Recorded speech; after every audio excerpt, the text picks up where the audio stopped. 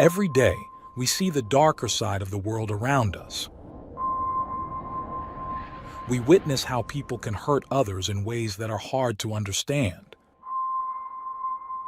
It's a sad part of life, but it's something we can't ignore. As someone who dives into the world of crime, I'm here to share the most shocking stories and try to understand what drives people to do such things. I'm Michael, and today, I've got another unreal true crime story for you. It was a quiet night until a single phone call changed everything. On March 25, 2011, Erin Nicole Everett called her mother in a panic. She claimed a masked intruder had broken into their home and attacked her and her girlfriend, Tori Minnick. When Erin's parents rushed home, they found a horrifying scene: blood on the floor and Tori's body covered with a blanket. Erin explained what had happened, but her story didn't seem to add up. Who was this masked intruder? Why was Tori targeted? And was Erin really telling the truth? What started as a shocking crime soon revealed a tangled story of jealousy, betrayal, and heartbreak that would leave two families forever changed.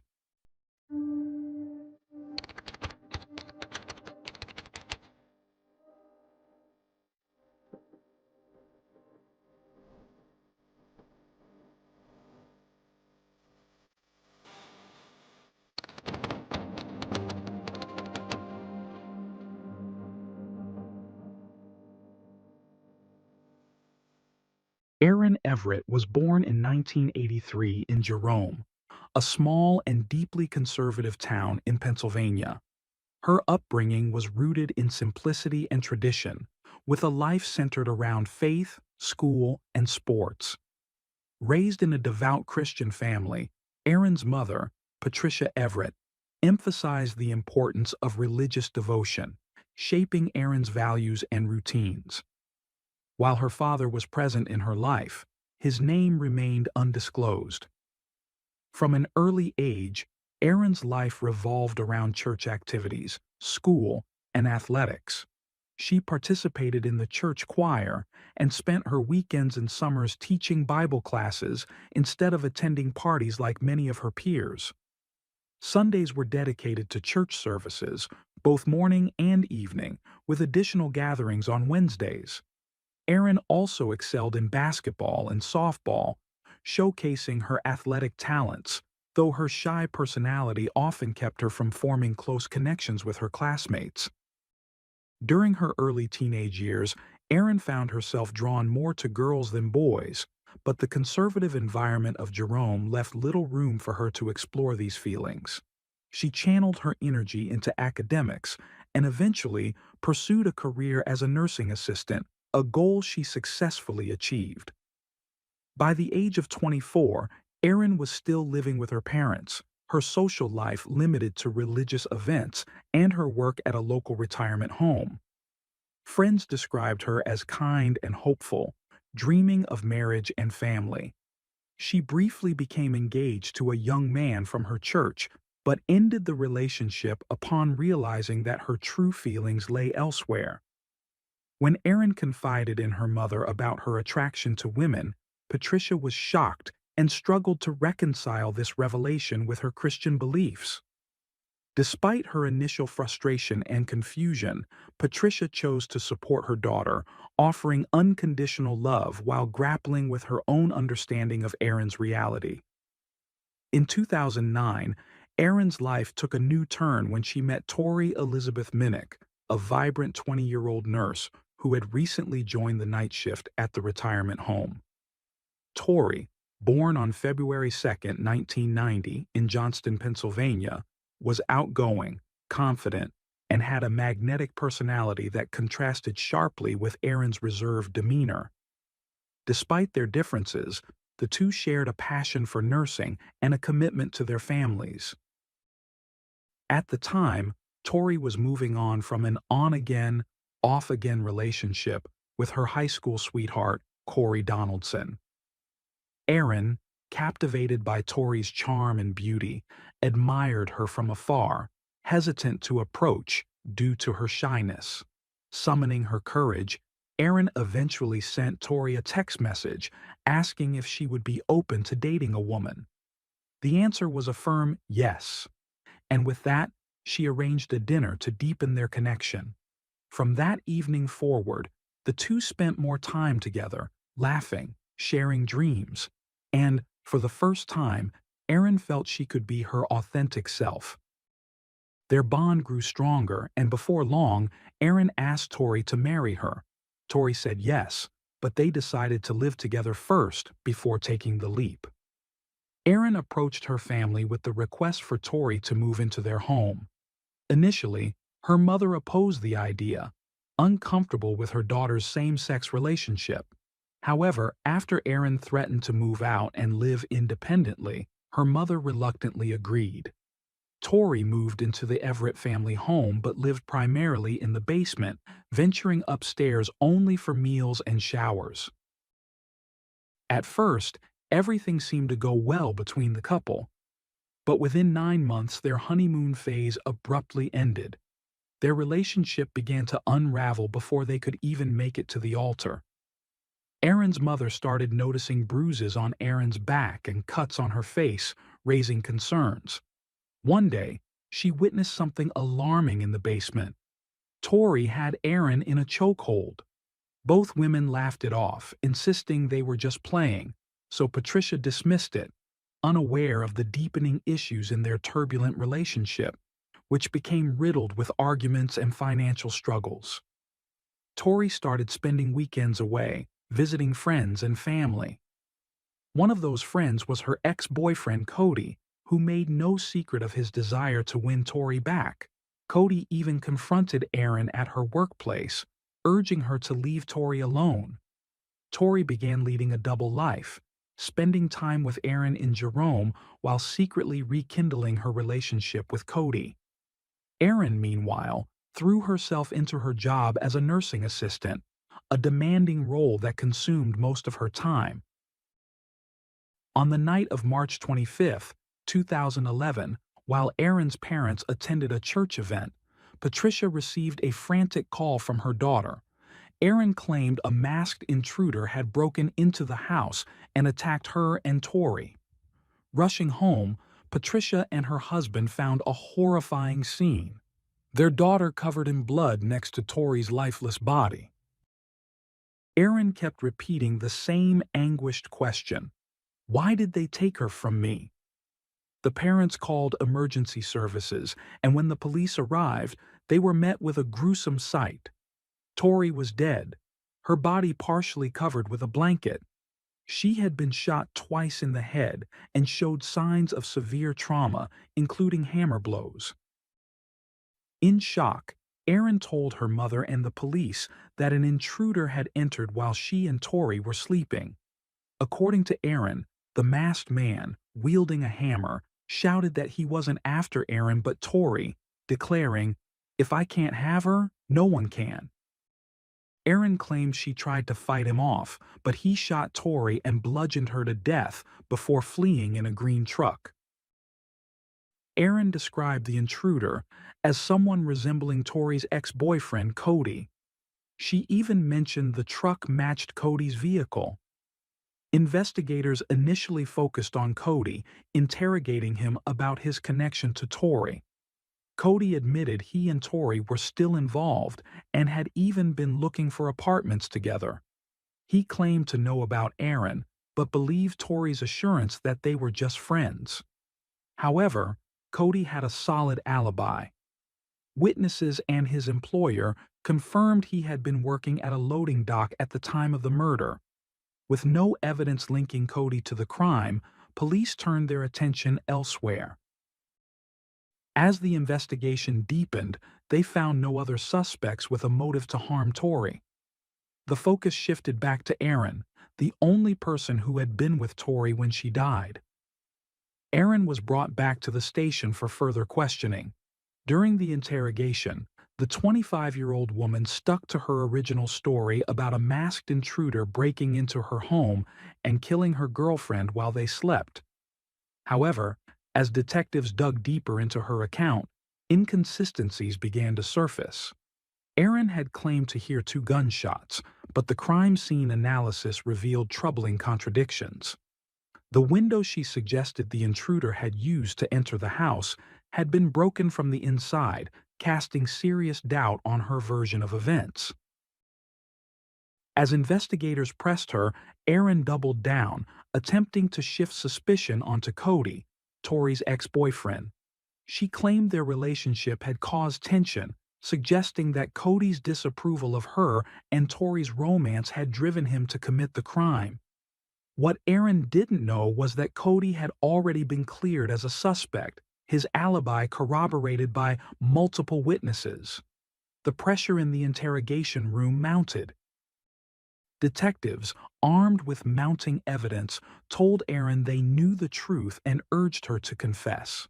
Finally, under the weight of their questioning, Erin broke down and admitted to staging the scene by breaking the window to support her fabricated story.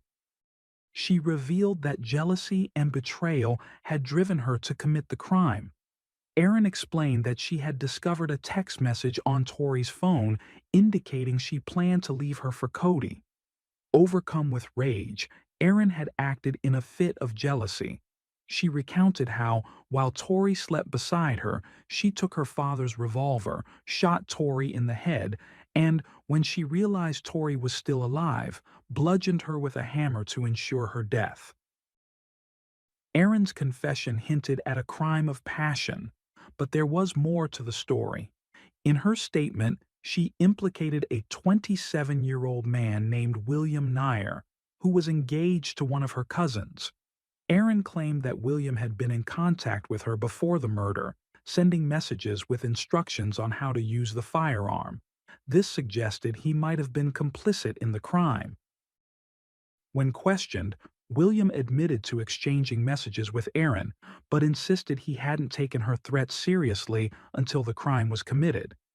Detectives believed his involvement might have influenced Erin's actions, leading to suspicions of premeditation. To strengthen their case, prosecutors offered William a deal: testify against Erin in exchange for reduced charges. His cooperation provided critical testimony that bolstered the case against her. With William's statements and Erin's confession, the prosecution charged Erin with first-degree murder, among other offenses. The possibility of a severe sentence, including the death penalty, loomed over her. Erin's arrest shocked her family, particularly her mother, Patricia, who struggled to reconcile the daughter she knew with the horrific crime. Patricia described Erin as a kind, religious young woman, incapable of such violence. Before the trial began, Erin's defense team sought to establish that she was suffering from battered partner syndrome, hiring a licensed counselor with prior courtroom experience. However, the court rejected the argument, ruling that the syndrome was inapplicable. Erin had killed Tori while she slept, eliminating any claim of self-defense. The court also deemed the counselor's qualifications insufficient to provide expert testimony. The defense appealed this decision, dragging the process out for 14 months. Ultimately, both the appellate and Supreme Courts upheld the lower court's ruling, concluding there was no evidence of abuse to justify the expert testimony. The trial finally commenced on November 12, 2014. Erin faced multiple charges, including criminal homicide, first- and third-degree murder, voluntary manslaughter, aggravated assault, and conspiracy. The prosecution focused on the first-degree murder charge, the most severe, carrying the harshest penalty. In the opening statement, the prosecutor outlined Erin's actions in chilling detail. They described how she had retrieved the gun, loaded it, and fired at Tori twice before resorting to a hammer to finish the act. The trial promised to be a lengthy and harrowing journey, one that would determine Erin's fate for years to come. According to the prosecution, Erin later retrieved a hammer from the basement and admitted to striking Tori in the face at least twice. The prosecution sought to prove that her actions were deliberate, voluntary, and premeditated. During the trial, the 28-year-old Erin, dressed in black with a cross hanging around her neck, appeared unsettlingly calm, as though unaffected by the gravity of the situation. In her defense, Erin acknowledged that she and Tori had experienced significant relationship issues. She testified that their relationship had deteriorated since Christmas of 2010, shortly after they began living together in her parents' basement. Erin claimed that Tori had verbally abused her, which she argued contributed to the events of that fateful night. She described frequent arguments about money and their relationship, emphasizing that Tori's rekindled connection with her ex-boyfriend Cody had intensified the tension. Erin alleged that Tori had been violent toward her, claiming she was struck with rolled-up magazines wrapped in duct tape. The climax of her testimony came when she recounted how, overwhelmed by the ongoing abuse, she decided to shoot Tori while she slept. She admitted that after firing the shot with her father's pistol, she used a hammer to strike Tori in the head to ensure she wouldn't survive. After the attack, Erin said she panicked and tried to cover up the truth. She dragged Tori's body out of bed and broke the glass in the front door, staging the scene to make it appear as though an intruder had entered and committed the crime. This fabricated narrative was an apparent attempt to divert suspicion away from herself. However, her story was riddled with contradictions and inconsistencies that weakened her defense and bolstered the prosecution's argument of premeditation. As the trial progressed, the court delved deeper into the turbulent dynamics of Erin and Tori's relationship and the tragic choice Erin made that night. Her defense team argued that the crime stemmed from the emotional and physical abuse Erin had allegedly endured, claiming it had affected her mental state. The attorney painted the incident as a devastating tragedy, asserting that Erin's actions were driven by emotional distress rather than premeditation. They emphasized that a crime of passion did not align with Erin's typically reserved and gentle demeanor. The prosecution, however, worked to dismantle this narrative, calling several witnesses to the stand.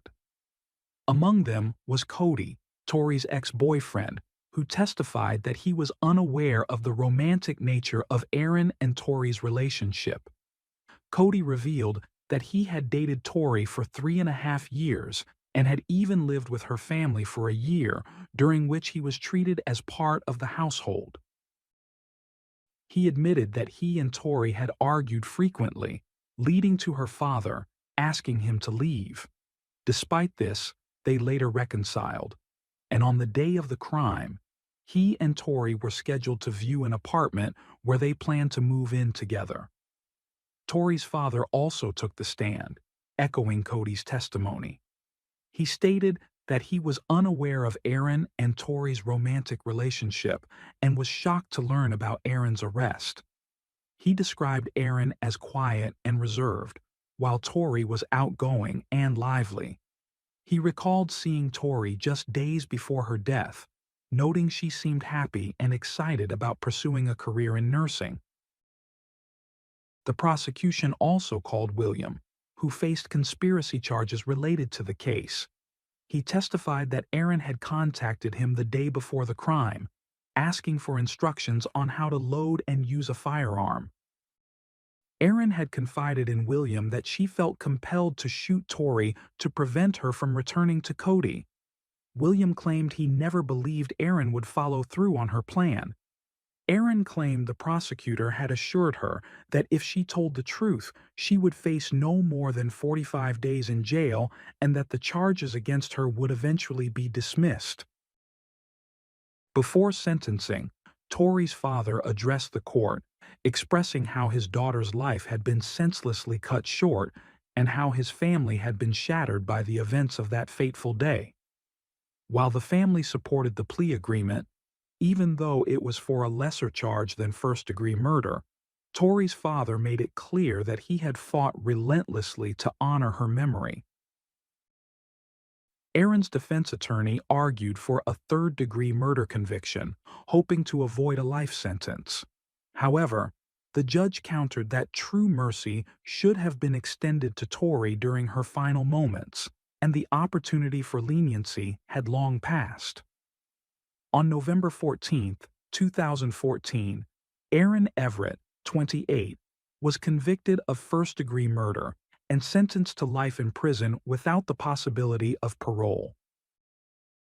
In delivering the sentence, the judge cited text messages sent to and from Aaron's phone, as well as the calculated steps she had taken to end Tori's life. These details painted a picture of malicious intent. The judge acknowledged that love, jealousy, and tension could cloud judgment, but emphasized that these emotions could never justify such a crime. Upon hearing the verdict, the Minnick family embraced each other through tears, expressing both their grief and a sense of relief. While the decision aligned with their hopes, Tori's father admitted it brought neither peace nor the happiness they had lost since the violent death of his daughter. The district attorney, speaking on behalf of the Minnick family, expressed satisfaction with the outcome, stating they believe justice had been served. Aaron's defense attorney, though disappointed, was not surprised by the verdict. With resolve, he declared this trial would not be the last, promising to revisit the case in the future. Over the years, Aaron's legal team pursued multiple appeals, but each one was denied, with the final rejection coming in 2019. Meanwhile, William, who had played a pivotal role by instructing Aaron on how to use the firearm, was sentenced to just over 40 days in jail for conspiracy to commit homicide. Many considered this punishment lenient, given his involvement in the events leading up to Tori's murder. Aaron and Tori's story highlights the complexities of love, control, and possessiveness. Despite Aaron's claims of abuse at Tori's hands, the ultimate outcome was the loss of a precious life. Aaron's testimony revealed the emotional turmoil and jealousy that consumed her, distorting her perception and driving her to an unthinkable act. While it is possible to empathize with Aaron's anguish, it is equally painful to reflect on how violence is never the solution. What drives someone to commit such a desperate act? That question lingers in the minds of those who knew the young women, who once had the potential for a much different story.